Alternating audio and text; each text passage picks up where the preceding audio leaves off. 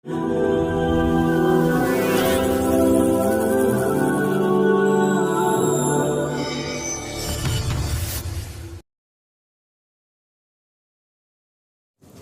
seiman, apa yang terjadi sekarang di negara kita harus jadi pelajaran. Jangan tunggu semua kota di Indonesia ditimpakan musibah baru mau sadar.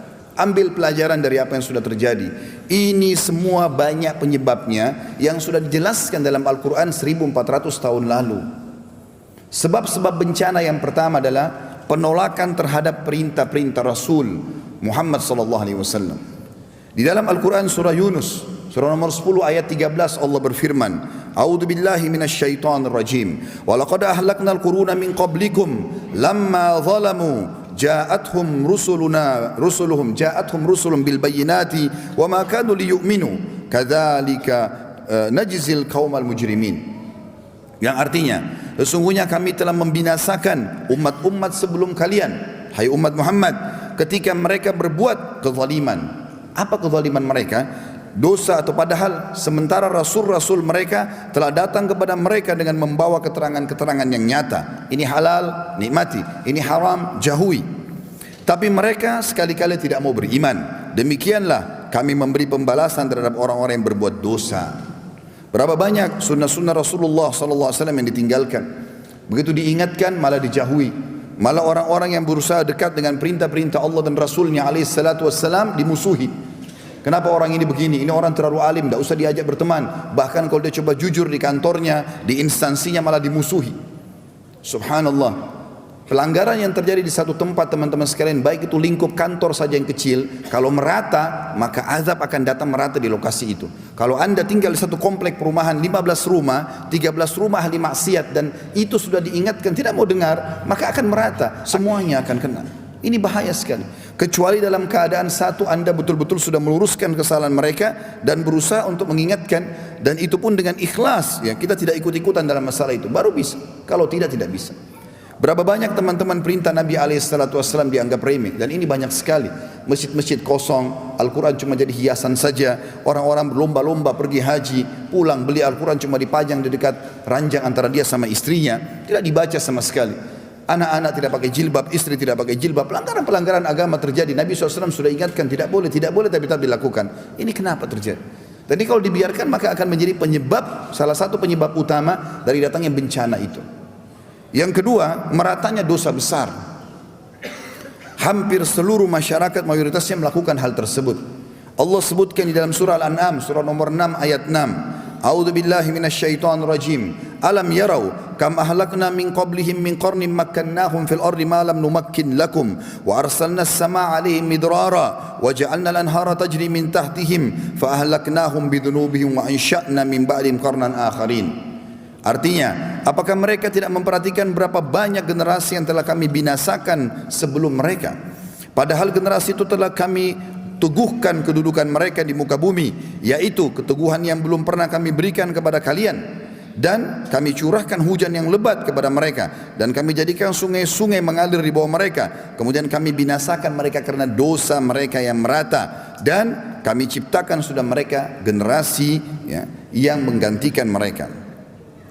Juga dalam surah Isra, surah nomor 17 ayat 17 Allah berfirman, A'udzu billahi minasyaitonir rajim. Wa kama halakna minal quruni min ba'di Nuh wa kafa bi rabbika bidzunubi ibadi khabiran basira. Berapa banyak kaum yang telah kami binasakan setelah kaum Nuh. Nabi Nuh dulu sudah dibinasakan kaumnya, yang selamat cuma ada di atas kapal, dan itu sudah harus jadi pelajaran. Hampir seluruh dunia ini tahu kisahnya Nabi Nuh alaihissalam. Walaupun orang-orang itu kafir, mereka sampai membuat film-film tentang Nabi Nuh alaihissalam karena tahu tentang kejadian kiamat kecil pada saat itu. Tapi Allah bilang subhanallah, dan berapa banyak sesudah Nuh pun kami binasakan lagi karena mereka melakukan dosa-dosa. Dan cukuplah Tuhan maha mengetahui dosa-dosa hambanya. Dan ini subhanallah fenomena depan mata kita. Yang paling besar dalam dosa ini teman-teman adalah kezaliman. Kalau sudah merata kezaliman tersebut, lalu ikut di bawahnya semua perbuatan-perbuatan yang lain. Karena kezaliman kata para ulama dibagi dua. Ada kezaliman yang besar sekali, yaitu syirik kepada Allah subhanahu wa ta'ala, kufur kepada Allah. Allah sudah suruh meminta langsung kepada dia, masih minta kepada kuburan ini, masih pakai kepada pohon keramat itu, masih pakai jimat ini dan jimat itu. Para sahabat sudah mencontohkan kepada kita bagaimana mereka kalau sendalnya putus mengangkat tangan ke langit sambil mengatakan, ya Allah, sendal saya putus, gantikanlah. Bagaimana baginda Nabi SAW sudah jelas-jelas dijanjikan kemenangan di perang Badar, lalu beliau menangis-nangis sambil memohon kepada Allah di kemahnya. Sampai Abu Bakar merasa prihatin sambil mengatakan, ya Rasulullah, kasihani diri anda. Kata Nabi SAW, biarkan hatiku tenang hai Abu Bakar. Setelah itu beliau tertidur, baru beliau bangun mengatakan sambil senyum, berita gembira, Allah telah menjanjikan kemenangan buat kita ekstra daripada janjian yang awal. Sudah dijanjikan pun masih tetap berdoa kepada Allah Subhanahu wa taala.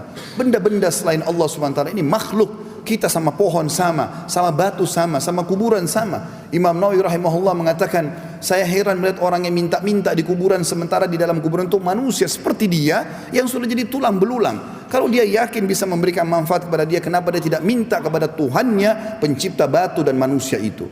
Maka harusnya minta kepada Allah Subhanahu wa taala. Bukan lagi menggantungkan segala macam jimat. Sampai kata Nabi SAW, man allaka tamimatan faqad asyrak. Siapa yang menggantungkan jimat baik di tubuhnya, di rumahnya, di kendaraannya, maka dia telah berbuat kesyirikan kepada Allah. Dan ini kezaliman yang paling besar, syirik kepada Allah. Dalam surah An-Nisa Allah menjelaskan kalau ada orang meninggal kemudian dia tidak bertaubat dari syiriknya ini, maka dalam surah An-Nisa Allah katakan, innallaha la yaghfiru an yushraka bih wa yaghfiru ma duna dzalika liman yasha. Allah tidak akan memaafkan dosa syirik kalau dia meninggal tidak sempat taubat, dan Allah mengampuni dosa apapun yang selain daripada itu. Itu kezaliman yang paling tinggi adalah seseorang berbuat syirik kepada Allah, dan ini berapa banyak fenomenanya di masyarakat kita.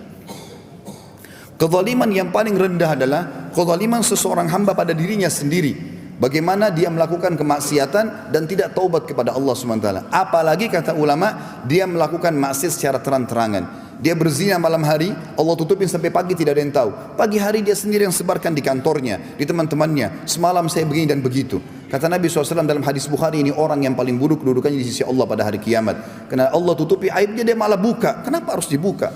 Harusnya kita tutupin aib tersebut. Allah Subhanahu wa taala menjelaskan masalah kehancuran negeri-negeri karena kezaliman ini, kesyirikan, dan juga orang berbuat maksiat lalu dia melebarluaskan untuk menyebarluaskan kemaksiatan itu.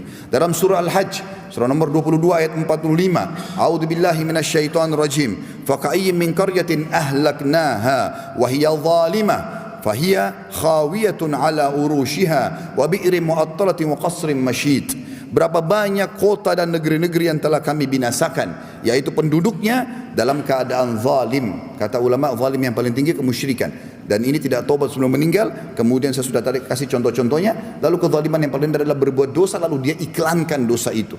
Dia malah dukung orang-orang, dia malah buka diskotik, malah buka karaoke, malah buka maksiatan supaya orang lain terjerumus. Dia terang-terangan melakukan kemaksiatan. Kata Allah, maka lihatlah tembok-tembok kota itu rubuh menutupi atap-atap rumah mereka. Berapa banyak sumur-sumur yang akhirnya tidak lagi dipakai, dan juga istana-istana yang tinggi tinggal menjadi kenangan. Bukankah depan mata sekarang foto kita bisa lihat itu? Bangunan mewah sudah runtuh, jembatan besar bisa runtuh. Apa saja tiba-tiba. Kalau seandainya orang bisa menyelamatkan diri dari azab Allah, teman-teman, pasti orang-orang ini bisa menyelamatkan diri. Tapi subhanallah, Allah Subhanahu wa taala mengingatkan dalam banyak ayatnya juga, kalau seandainya Allah datangkan siksaan itu, maka Allah datangkan sekonyong-konyong, orang tidak bisa selamat. Dengarkan firman Allah Subhanahu wa taala. Jangan Anda berpikir kalau azab Allah datang, gempa, tsunami bisa melarikan diri, tidak akan pernah bisa. Kalau Allah sudah catatkan Anda termasuk kena di situ, maka naudzubillah pasti akan kena. Dengarkan surah Al-An'am ayat 44. Allah berfirman, a'udzubillahi minasyaitonir rajim. Hatta idza farihu bima utu akhadnahum bagatan fa idahum mublisun. Dan apabila mereka telah bergembira dengan apa yang telah kami berikan kepada mereka, maka kami siksa mereka sekonyong-konyong, dan ketika itu mereka terdiam dan putus asa. Kata ulama tafsir, yang dimaksud dengan kalimat mublis, ya, mublisun adalah orang-orang yang putus asa karena tidak bisa melarikan diri dari siksaan itu. Walaupun dia berusaha, maka dia tidak akan bisa.